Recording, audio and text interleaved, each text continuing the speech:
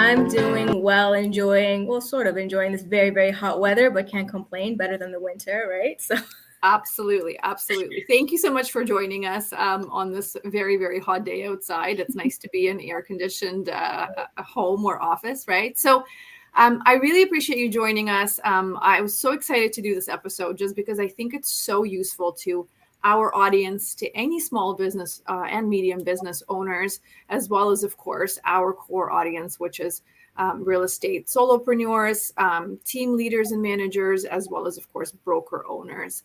And so you are a lawyer, and you and I have been working together on a couple of different things, and I'm so excited to introduce you to the team. So I would really love for you to also be able to share a little bit of information about yourself, your experience, of course, your education, and then as now an entrepreneur, what made you want to start your own firm? So I actually wanted to start my own firm right out of getting called to the bar. It didn't really work out. I basically fell in all the pitfalls that typical entrepreneurs fell in. And being a lawyer, I also had a little bit of that imposter syndrome where just starting out is like, well, maybe I don't know enough. What business do I have setting up a business? And I wanted to basically get into law because there were so many different areas to choose from, and I can find what I like and move around, which I did. I've dealt in real estate, wills and estates, litigation, and now business. And I would say that business is definitely my niche. It's definitely the most positive because everything else is almost very conflict oriented. So not to say that business isn't, I still deal with a little bit of that, but it's definitely the most positive area of this of law. So to become an entrepreneur, it's just like any entrepreneur, is taking back your life. It's being able to grind and hustle as hard as you do, applying that work ethic and investing in yourself. When you do that, I don't think you could fail. And I don't even like that word failing because there are moments where you will, but it's a learning experience and you just keep growing and evolving and doing better. I can tell you on being on the other side of it as an entrepreneur, just the business part of it, it's definitely put me in the hot seat, and I've learned so much more doing it on my own and in my own practice than I have working for a firm. Great value working for a firm, it's even greater value doing it on my own. So that's why I love entrepreneurship, and that's why I set out to. It was time. It was definitely time. I think you bring up some really great points there. I think if you're a hustler, right? If you're somebody that studied really hard in school, somebody who has a great work ethic, somebody who doesn't work 9 to 5, they work 24/7, Right. it almost seems like a loss of an opportunity to continue to work for somebody else. At some point you go, if I'm willing to work this hard for another human being or for a company, I would work that much harder for myself, right? And so I'm glad that you had that exposure to all of the different areas of law. And yes, you're totally right. Some of it is fairly conflict driven. And so, but business can be as well, of course. So let's jump into a little bit about, the importance, obviously, of having a business lawyer, whether you are a solopreneur or whether you are already an existing business, and making sure that you have the right lawyer on your side to essentially protect you, right? Right. So I see lawyers as those that show you your blind spots. You enter into a business, you're very excited, you want to take every opportunity that comes in front of you, and you're not really critically looking at what could possibly damage your business, your reputation, the risks attached to it, the money that could be lost if you make certain decisions. I'm not saying that when you're in business as an entrepreneur, you're not going to face those circumstances. But when you have a lawyer, an extra pair of eyes, somebody who's essentially seen it all, that's why it's the practice of law. We constantly study the case law. We're constantly looking to see what the judge has ruled this time. Legislation is changing. Certain things aren't applying anymore, and people, they can do their research, but there's still gaps there that they're not focusing on. I'm here to show you where those gaps are, to show you where those blind spots are, so you can maneuver in the best way possible to protect your business, right? So I like to think of it as a lawyer, an accountant, person that provides insurance. These are people that you definitely have to have on your team to bring your business to where you want to bring it, right? And everyone's different. It's case by case in terms of where you want to go, how you want to achieve it. These are things that you need to speak to a lawyer so you can properly navigate through it without hesitation. And then if there was conflict involved, the type of lawyer that you want to essentially retain is someone who believes in your business, believes in you, and is as invested in your business. If you just, have a lawyer that maybe you called and they answered a one-off question here and there, they're not that, I mean, they gave you the legal advice, but they're not that invested. You want somebody on your side, someone that you can trust, and someone that can really break down the terms for you so you know exactly what you're getting into, and then you can make your decision. We provide our recommendations. We don't make the decision for you, but we provide the recommendations, and these are the pros and cons of them, and then you make the informed decision on how to proceed for your business, right? So that's why you would need a lawyer. Yeah, definitely a lot of similarities, I think, between what I do and what you do in the sense of HR and recruitment. Is our job is to educate our clients, right? To make sure that if there is legislative updates and things like that, that those are present in their contracts, that everything is reflective of the current state of the Human Rights Code and the Employment Standards Act and all of these things. So definitely a great point. And it's a kind of like a business partner, essentially, right? It's the person that is there by your side to give you experienced advice, obviously. So at what point in time should a new entrepreneur consider actually retaining a lawyer, or even just making contact with a lawyer, or starting to do their research on what sort of lawyers are available, what kind of experience they have, what their fees are and things like that? What is that critical timeline for an entrepreneur? Well, I'm a huge advocate of being proactive. I mean, it's never too early to reach out to a lawyer. Whether you want to go ahead and jump in head first and just, I don't want to say it like this, but put all this money down on buying all these products and services and whatever the case is, you don't really have to do that. You just need to know where you're at in your business. At the very least, have a legal consultation. At the very least, I do something in my practice where it's like a legal checkup. It's called an audit. And I basically break down wherever you are, whether you're starting out, whether you're 5 years in, you're 10 years in, I break it down. I map out what your steps are. What do you have in place? What do you need to do? I'm very much in the driver's seat when I'm asking you the questions. A strategic consultation is more like, I like to think of myself like a Google. You shoot your questions at me and I'll answer them for you, right? But that's the step that I would take at the very least, just so you can have an idea. Now, we're in a generation where there's so much information out there. You could do your research, but again, it's the blind spots that you're not considering that I've seen in other situations. There's amazing things that have come across my desk. So there's lots of things that are flagged when I'm reading certain things or when I'm dissecting what you want to do with your business. For instance, there's tax considerations that you might not think of as well, right? So those are the elements that you would want to seek a lawyer, to proactively seek a lawyer. Now, again, I understand that, fitting it into the budget can be challenging. And so you don't have to go headfirst into a situation. Get the information you need and then act accordingly, and then put away a little bit of money to save up. And then not all lawyers are extremely expensive. There are those that do work on a budget and do help entrepreneurs in that way. Do your research, find the best fit for you. So that's what I would say to that. So. Fantastic. So do you, as a part of this audit, do you review things like the legal registration of the business? I'm really curious to hear a little bit more about what this audit or this checklist actually entails for entrepreneurs. We always want to make sure that obviously we're compliant and we've got, I think, all of the checks and balances in place, but would love to hear a little bit more about what information you tend to look for and provide in return when it comes to these audits. Well, I want to know how you set up your business. Have you set up your business correctly? That's a big one, actually. You'd be surprised that that's not the case. I like to review your contracts to see if there's any pain points there or any improvements that can be made. I want to see how you protected your business.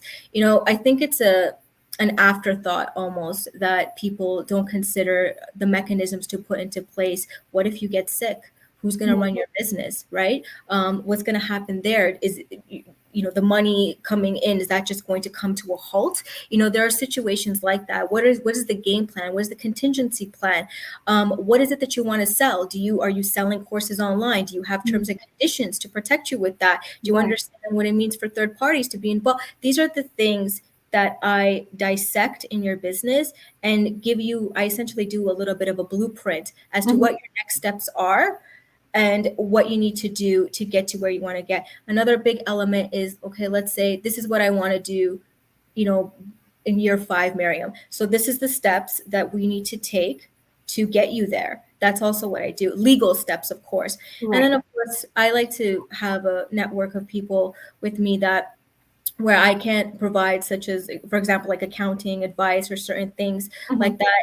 I like to refer them to people like that because, like I said, you have to have almost like a team of advisors to put you in the best position without having all these costs affect you later, because the costs do become overwhelming later if you don't put the right mechanisms in place. So that's what I pretty much do with the legal audit.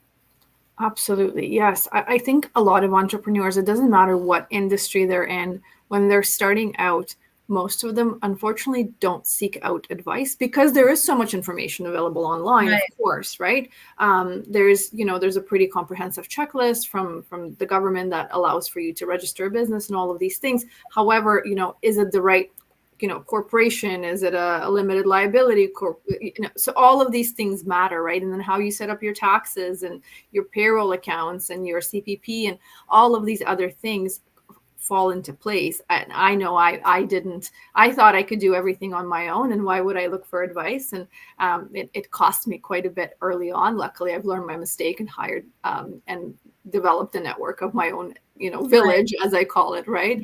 That I can go to for advice and things like that. But it was definitely a very costly learning experience for me personally. So let's talk a little bit about, individuals who might not be able to afford a lawyer because their business hasn't really started making huge amounts of money just yet. How do we go about things like contract drafting and, advice on taxes and all of these wonderful things that you are typically providing in terms of services as well? So the contract drafting is a little bit different. I mean, here's the thing. There are oral agreements that can be binding. The question becomes, how do you prove it, right? And that is the big catapult. Like that is a huge situation where, well, no, they're my friend and, I trust them and, this is what we said, but you can't prove it. You don't even have a text message to prove it. Right. So that becomes an issue. You can use a contract template. I do caution people using templates only because it's not customized to your business and your needs. When I sit with a client, the first thing I say to them, tell me about your experiences with clients. Tell me about your pain points. Tell me about your issues that you've had. What is it that are non-negotiables for you? And we draft the contract accordingly. If you are entering into a contract review doesn't cost that much, but it could save you a headache, like a whole bunch. It's unbelievable what people have signed, and then the situation happens, and they can't get out of it. Not to say they can't completely get out of it, but there's lots of negotiations. There's more costs with lawyers to deal with it, et cetera, et cetera. So if you're going to save costs, at the very least, have something in writing. Note that, do your research, put the things in there that, especially around responsibilities, especially around what your deliverables are. Don't take out the legalese language because you don't understand it, because it could be actually quite onerous on you if you do. For instance, clauses like that I've noticed people just take out is the jurisdiction clause of governing law. Yep. What they don't understand is that if you take that clause out, because it's Ontario law, right? If you take that clause out, then that person, and especially if you're doing business maybe in the States or whatever, they will, where do you bring the action? And where does the law fall? We don't know what the law is in the States. We practice in Ontario. So that can be very cumbersome on you. So there's things like that. Don't just remove things not knowing what you're doing in that way, and just because, oh well, this is just legal jargon, nobody cares about. No, there's a reason why things are in place. The very least, understand what you're removing. So I would say do your research. Again, there's a wealth of information out there.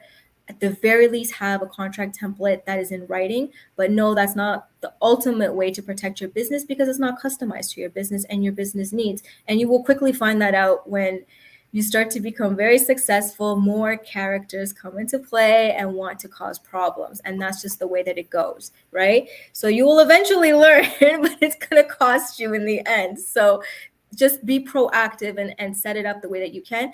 Another way is if you go to the Law Society, there's a referral networking group, I believe, where you can call them, and some lawyers do give a free consultation. At the very least, have a conversation in that way. So there are little mechanisms in place, but I do strongly suggest that, do what you can and then try to slowly budget for legal advice, or at least a fractional lawyer. That's something right now where, fractional legal services, where you don't have to put down a huge retainer for a lawyer on call. It's very customized to your business, and you're very much a lawyer readily available to you, and you're constantly dealing with the same lawyer. So you have a rapport, you have a relationship with them, and they know your business inside out because they've dealt with you. So there's things like that. Look for low costs, low budgets. There are lawyers like that, and take on whatever pro bono opportunities that you can to help yourself in that business until you're able to afford legal advice or legal services. I'm really curious. I mean, in my practice in human resources, for example, when it comes to things like termination, which of course is probably one of my least favorite parts of HR, we have different documents that guide us when it comes to this. For example, termination, we have, of course, the contract itself that is hopefully quite solid. We have the Employment Standards Act. And then on top of that, we have the common law, right? Which is a little bit antiquated, but that's a personal opinion, of course, right? Whereas if something in the contract goes against the Employment Standards Act or the common law, it is no longer valid, right? So, for example, the entitlement to vacation or termination pay, or pay in lieu of notice and things like that. I'm really curious to hear if there's something similar in business where the contract isn't necessarily going to be fully adhered to because of other conflicting laws, that the person who might be drafting a contract based off of a template that we don't know where it came from, whether it's even in Canada or in the States or somewhere in Europe, right, is taking this template and implementing it, and it's actually not compliant with our local laws. I'm really glad you asked that question. I've seen some contracts where the party doesn't even know exactly what they're drafting. Again, it's something between friends, let's say, as an example. And they could very well put something very illegal in there. And then what do?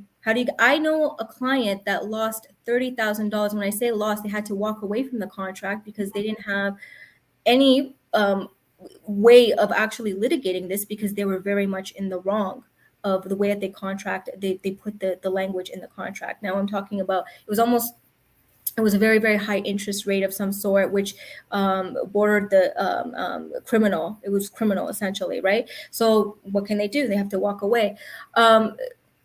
Again, case by case, there's ways to negotiate and things like that. But I think that in business law, again, it's case by case, but there is a provision, a severability clause, where if there's something that the court deems to be unfair, they can carve it out, but it doesn't necessarily null and void the contract. Right. However, there's also situations where the contract can be very ambiguous, very unfair, very unreasonable, and they can nullify the contract, right? So again, you have to seek lawyers' advice. I always try my best to draft the contract as fair as possible, so that isn't an issue, because the courts do not like to see unfavorable, unreasonable contracts drafted. The contract will always, or the judgment will always mostly be in favor of the person that didn't draft it, right? So if you don't seek legal advice, and typically I also put in the contracts, hey, you have the opportunity to seek legal advice. Right. That also strengthens your argument a bit as well. So there's like, oh, well, I didn't know. Okay, no, you saw legal advice, right?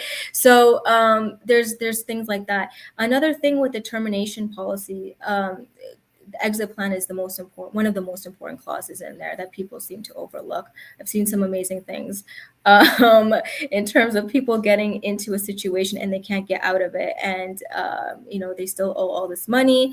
The person performed their services, but they just didn't like it, and they're trying to get out, but they're locked in for another 3 months, and then it's quite a bit of money that they could take them to small claims court, so they just write it out, kind of thing. However, if a big thing is a material breach, you can't just, or at least in my opinion, you just can't put if there's a material breach, you can break the contract. How is that defined?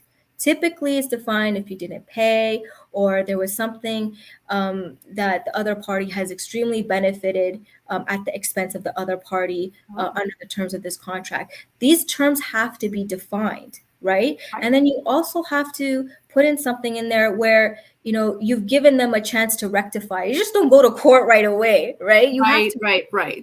Well, what if the communication's strained, or what if there isn't a communication? You're trying to reach out and maybe not getting a response, or maybe the response that you're getting is sort of, someone beating around the bush a little bit, not giving you straight answers and continuing to delay the payment or whatever that finite thing is that you're looking for. That's why you put a notice period. Look, I need you to rectify this by 15 or 30 days. This is the situation. You document everything. Right. Everything. Yes. HR is the same way. We document everything. Everything. It's very, very important because litigation, it should be, even when you start litigation, there's lots of talks, there's lots of negotiations, there's lots of opportunities to settle before you actually stand in front of the judge and have them make the decision for you, essentially, right? Courts want to see that you've given your best, you put your best foot forward to resolve the situation instead of, I don't want to say it like this, but waste the court's time on something that could have been resolved outside of court. In addition to that, with contracts, the ADR, alternative dispute resolution clause, is very important because it's more so behind closed doors, and it also protects your reputation in a way. It's not civil litigation where it's out there and anybody can access statements of claim against your business with all the facts and everything listed. So people don't want that. It's because that's business, a lot of it's based on reputation. It can sink or swim, right? So that's also another thing to also consider. But it's about notice periods. It's about fair terms. It's about defining terms so that there's the most optimal clarity in the contract, where if a judge does see it, well, it's very clear this is what it is, it works in your favor, right? So that's important to also note when you're reviewing. Interesting. Absolutely. I mean, I've learned a tremendous amount just in this conversation alone. And I know you and I will continue to have these segments and talk about specifics, but I know contracts are often quite painful as an entrepreneur. I can definitely attest to that because I've revised my contract with my clients time and time again because there's a situation that comes up. And I realized that the situation arose because I wasn't clear, right? So the onus of responsibility is on me at the end of the day, whether I didn't articulate it well enough verbally or in the contract. I'm going to learn from the situation and I'm going to figure out how to put a clause in the contract so that when the client signs, it's very much clear, it's in the open, it's not in fine writing somewhere on the back of the second page, right? Everything is there, and we continue to learn. And I think that's why also services such as yours are so important, is because just because you had a contract drafted by a lawyer 5 years ago doesn't mean that you shouldn't have it continuously reviewed at least once a year, I would say, to make sure that there aren't any changes that you aren't aware of in terms of, legislative updates and things like that. Yes, well, you'll also note that, like I said, the bigger your business grows, more people come into the mix and they come up with different creative problems. Exactly. So, that's typically when clients come to me, Maryam, this client's doing this and that, and I don't really know how to navigate with the contract that I have. Okay, let's negotiate. Let's talk to the client. Let's do this. Let's do that. What's the client disengagement process? How can we get you out of this in the best situation possible, meaning that your reputation's intact? If you lost some money, depending on how much, okay, either maybe depending on the situation, maybe it's Mhm. not worth going to court, maybe it is worth going to court. What is the situation, right? However, you can't do you can't always know what all the situations are. This is just in practice. Like I said, every time there's something new, something creative, and you have to kind of roll with the punches and constantly evolve. So yes, you're right. You should constantly have your contract reviewed just to make sure that legislation is correct, that you're in the everything's correctly drafted, and that you're also addressing the concerns that seem to be no longer the one-offs. It seems to be a consistent thing to protect yourself as well. So that's also important. You're Yes. absolutely right. That's really great advice. Absolutely. If there's a consistent issue in your business or you're Mhm. having similar conversations with multiple clients, then there is an issue that needs to be addressed or something needs to be clarified. Thank you so much for all of this information. I'm going to take some time to process that. Of course. I really appreciate you taking the time to join us today, obviously, and I very much look forward to having many, many more of these segments in the future. Oh, it's my pleasure. Thank you so much. I'm so grateful for you having me on here. I'm so excited to be here, and I'm so excited to have this conversation with you. Thank you so much. I really Thank appreciate you it. so much. Have a wonderful day, Miriam. You too. Thank you. Bye.